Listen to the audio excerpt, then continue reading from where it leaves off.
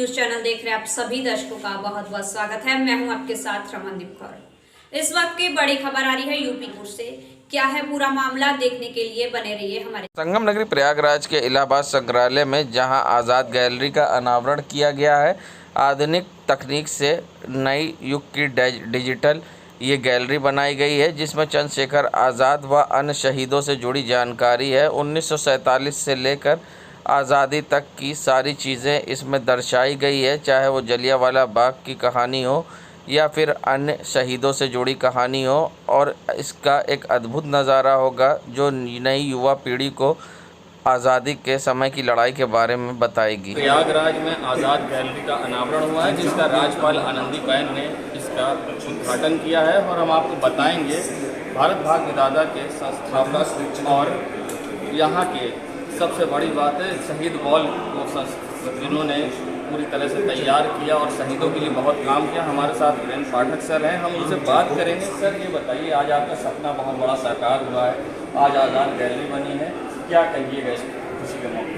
ये आज़ाद जी के बारे में बहुत कम लोगों को जानकारी है और इलाहाबाद संग्रहालय का यह काम बहुत ही अति प्रशंसनीय है, क्योंकि आज़ाद जी को जानेगा युवा तो उनको फॉलो करेगा, उनके पच्चीनों पे चलेगा, उनसे प्रेरित होगा।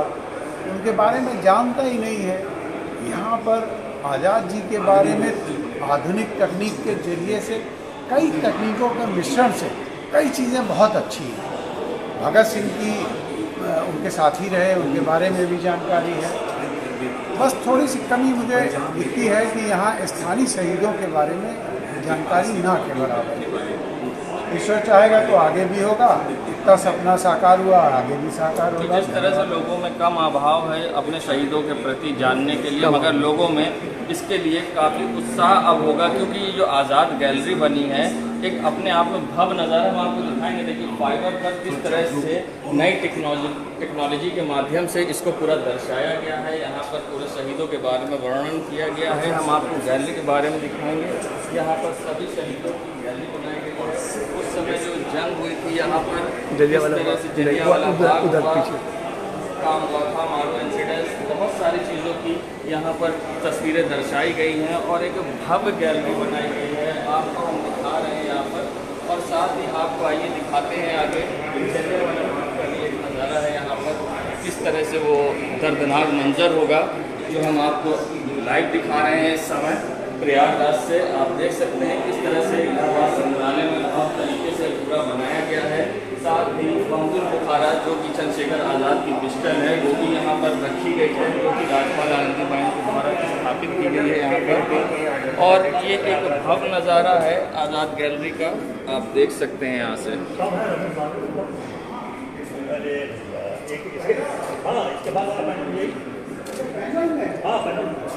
आगे हम आपको और भी दिखाएंगे इस गैलरी में। यहाँ पर बहुत सारी फोटोज हैं और शहीदों के बारे में सारी चीज़ें बताई गई है।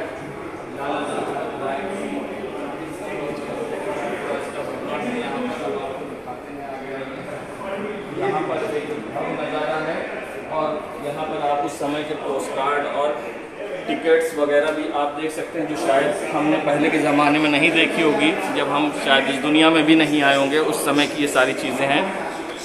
सबसे बड़ी बात है कि भारत भाग विधाता के संस्थापक शहीद वॉल के संस्थापक वीरेंद्र पाठक की सोच ने ये कर दिखाया है, जो कि अब आगे की जो पीढ़ियां होंगी वो भी हमारे शहीद और क्रांतिकारियों के बारे में जानेंगी। वर्ल्ड मीडिया टाइम्स के लिए सैयद मोहम्मद आमिर, प्रयागराज। संगम नगरी प्रयागराज के कर्नलगंज में जहां लाठी डंडे से पीटने का वीडियो वायरल हुआ है। बता दें कर्नलगंज क्षेत्र में जहां जमकर सड़क पर मारपीट हुई है और बताया जा रहा है आए दिन बाहर के लोग आते हैं और मारपीट होती है।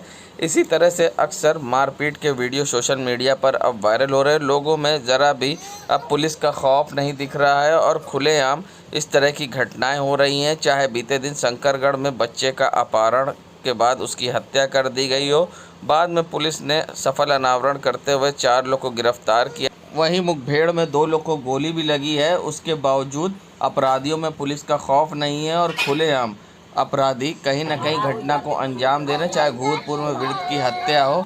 ऐसे में सीएम योगी आदित्यनाथ ने थानेदारों के साथ ऑनलाइन संवाद भी किया और सख्त निर्देश। प्रयागराज पुलिस कमिश्नर से नाराज़ दिखाई दिए सीएम योगी ने, जहां फटकार भी लगाई है। ऐसे में अब कानून व्यवस्था पर देखना होगा प्रयागराज में किस तरह से लगाम कसती है या फिर इसी तरह से अपराधियों के हौसले बुलंद रहते हैं। संगम नगरी प्रयागराज में इन दिनों कानून व्यवस्था पर सवाल खड़े होने लग गए हैं, क्योंकि आए दिन मारपीट के वीडियो वायरल हो रहे हैं। ताज़ा मामला कर्नलगंज क्षेत्र का है, जहां दो पक्षों में लड़ाई हुई है और जमकर मारपीट हुई है। लाठी डंडे भी चले हैं और पत्थर से भी एक दूसरे पर हमला किया गया है। इसी तरह से कल शंकरगढ़ में एक बच्चे का अपहरण हो जाता है और फिरौती मांगने से पहले ही उसकी हत्या कर दी जाती है और जंगल में उसका शव मिलता है। पुलिस फिलहाल चारों लोग को गिरफ्तार करती है, 2 लोग मुठभेड़ में घायल भी होते हैं। ऐसे में कहीं ना कहीं सवाल खड़े हो रहे हैं कि जिस तरह से प्रयागराज में लगातार हत्या हो रही है, कल मृत की सुबह गला रेत कर हत्या कर दी गई धारदार हथियार से, इसी तरह से बहुत सारी घटनाएं प्रयागराज में देखी जा रही है। कहीं ना कहीं पुलिस कमिश्नरेट प्रणाली पर भी सवाल खड़े हो रहे हैं और कानून व्यवस्था पर भी सवाल खड़े हो रहे हैं, क्योंकि पुलिस जिस तरह से मुठभेड़ में लोगों को गिरफ्तार कर रही है, मगर उसके बावजूद अपराधियों में जरा सा भी पुलिस का खौफ नहीं दिख रहा है और आए दिन कोई ना कोई घटना लगातार हो रही है। जैसे सैयद मोहम्मद आमिर, प्रयागराज। नगरी प्रयागराज पहुंची उत्तर प्रदेश की राज्यपाल आनंदीबेन पटेल ने इलाहाबाद संग्रहालय पहुंचकर उन्होंने आज़ाद गैलरी का अनावरण किया है। साथ ही आज़ाद गैलरी का उन्होंने अनावरण करने के साथ आज़ाद प्रतिमा का अनावरण किया और उनकी पिस्तौल बमतुल बतौल को भी पुनः संग्रहालय में स्थापित किया और आज़ाद गैलरी पहुंचकर उन्होंने गैलरी का निरीक्षण किया। इस मौके पर कई अधिकारी व संग्रहालय के डायरेक्टर भी मौजूद थे। बता दें, आज़ाद गैलरी का एक भव्य नज़ारा होगा और क्या कुछ कहना है इस पर प्रोफेसर ज्ञानेश्वर तिवारी का। किस तरह से आज़ाद गैलरी तैयार की गई है, क्या इसकी हाईटेक टेक्नोलॉजी का इस्तेमाल हुआ है, आइए दिखाते हैं आपको। तो चंद्रशेखर आज़ाद की वो जो पिस्तौल थी, जिसे वो बड़े प्यार से उसका नाम उन्होंने रखा था बमतुल बुखारा।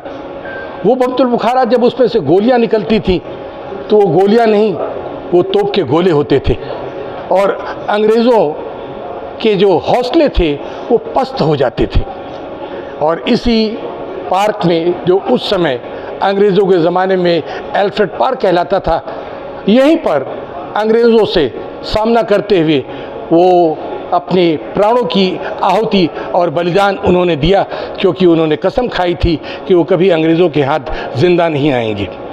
आज उसकी जब उत्तर प्रदेश के राज्यपाल जी ने प्रतिष्ठापना की, आज़ाद गैलरी की स्थापना की और इस आज़ाद गैलरी के माध्यम से हमारे स्वतंत्रता संग्राम का पूरा जो चित्रण आज हमारे सामने उभर कर आ रहा है, वह फिर से जीवंत हो उठता है और हमको फिर से प्रेरित करता है और याद दिलाता है हमारे उस संग्राम की। अच्छा, यहाँ सिंबल भी है और किसके किसके चित्र इस खास गैलरी में, क्या खास बात है? इस गैलरी में आप देखेंगे शेंगोल की भी प्रतिलिपि यहाँ पर है, उसकी भी एक फेस्माइल यहाँ पर रखी गई है, क्योंकि जो मूल शेंगोल थी वो जो नई पार्लियामेंट हमारी स्थापित हुई है, हमारे प्रधानमंत्री नरेंद्र मोदी जी ने उसको वहाँ के पार्लियामेंट में स्थापित कर दिया है, क्योंकि वो राजदंड है और राजदंड प्रतीक होता है किसका? उस संप्रभुता का, राज्य के उस नायक का जो उसको धारण करता है। और आज इन सब की पुनः अवलोकन का करके हमारे उत्तर प्रदेश के राज्यपाल ने हमारे इलाहाबाद संग्रहालय का गौरव और मान फिर से बढ़ाया है और विश्व के पटल पर इलाहाबाद संग्रहालय आज सुशोभित हो रहा है। प्रोफेसर योगेश्वर तिवारी। इस समिति का नाम बताइए। मैं professor Yogeshwar Tiwari, member society of the museum, और मनोनीत किया गया हूँ राज्यपाल जी के द्वारा। बाहुबली मुख्तार अंसारी को हाईकोर्ट से बड़ी राहत मिली। गैंगस्टर मामले में मुख्तार अंसारी को ज़मानत मिल गई है, मगर सज़ा पर रोक नहीं लगी है और अभी सुनवाई जारी रहेगी। वहीं जहां जुर्माना लगाया गया था उस पर भी कोर्ट ने स्टे लगा दिया है। मुख्तार अंसारी के लिए बड़ी राहत है। मुख्तार अंसारी के वकील उपेंद्र उपाध्याय ने कोर्ट में कई तर्क भी रखे और क्या कुछ कहना उनका, आइए दिखाते हैं आपको। देखिए, मुख्तार अंसारी को MP MLA special court Ghazipur ने 29 अप्रैल 2023 को 10 साल की सज़ा और 5 लाख की जुर्माना गैंगस्टर एक्ट में किया था। उसमें हम लोगों ने अपील फाइल की थी और साथ में बेल एप्लीकेशन और फाइन स्टे करने की भी एप्लीकेशन थी। तो आज ऑनरेबल कोर्ट ने बेल एप्लीकेशन मंजूर कर ली, फाइन स्टे कर दिया, अपील को अपने नियमित समय पर सुनवाई कराने के लिए आदेश दिया है। करबला में सोने वाले महापारो अलविदा की सदाओं और क्या जाने अगले साल जिएंगे मरेंगे हम, पर कब्र में ताज़ियादारी करेंगे हम की पुरदर सदाओं और अशकों व नज़ारा पेश करते हुए 2 माह और 8 दिनों की आज़ादारी का अंतिम जुलूस रानी मंडी इमामबाड़ा मिर्ज़ा नकीब बेग से बशीर हुसैन की सरपरस्ती में दरियाबाद स्थित हवेली अम्मारी जुलूस तुराब हैदर की क़यादत में निकाला गया। रानी मंडी से निकला चुप ताज़िया का जुलूस अंजुमन हैदरिया की नौहों और मातम की सदाओं के साथ बच्चा जी धर्मशाला, चड्ढा रोड, कोतवाली, नकासकोना, खुलदाबाद, हिम्मतगंज होते हुए चकिया करबला पहुंचकर संपन्न हुआ। ये जो प्रोग्राम यहाँ पे है 8 रबीउल अव्वल का, ये किस सिलसिले में होता है और क्या है ये? 8 रबीउल अव्वल का आज का ये दिन अय्याम अज़ा का आखिरी दिन, जिसमें हम मुसलसल 2 महीना 8 दिन अज़ाए सरकार सैयद शुहदा हज़रत इमाम हुसैन अलैहिस्सलाम मनाने के बाद आज की ये तारीख़, क्योंकि 12वें इमाम के वालिद मोहतरम हज़रत इमाम हसन अलैहिस्सलाम की तारीख़ शहादत भी है।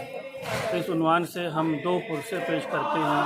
एक तो अपने ज़माने के इमाम की खिदमत में आपके बाबा का पुरसा पेश करते हैं, और इस तरीके से आज 8 रबीउल अव्वल की तारीख़ को ये अय्याम अज़ा का आखिरी दिन है, जिसमें हम अपने इन अय्याम अज़ा को रुखसत करते हैं, इस दुआ के साथ कि परवरदिगारा हम सबको फिर तौफीक दे साल आइंदा के लिए इसी खुलूस और इसी रिसालत के अज्र के उन्वान से ये पुरसा, ये ताज़ियत हम अहले बैत की खिदमत में पेश कर सकें। अपना परिचय? मैं रज़ा अब्बास ज़ैदी। देश दुनिया की खबरों के लिए world media times news channel को सब्सक्राइब करें।